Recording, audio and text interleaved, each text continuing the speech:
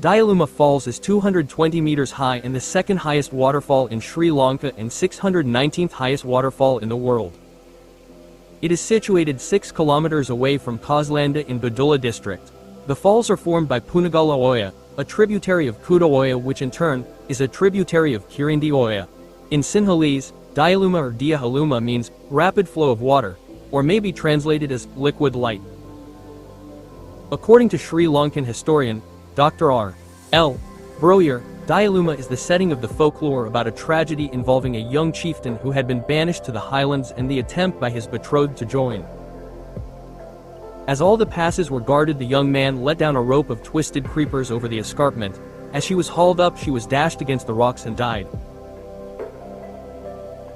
The gods, moved to pity by the harrowing spectacle, caused a stream of water to gush from the mountain and veil all evidence of the tragedy in a watery light, hence the term Diyaluma.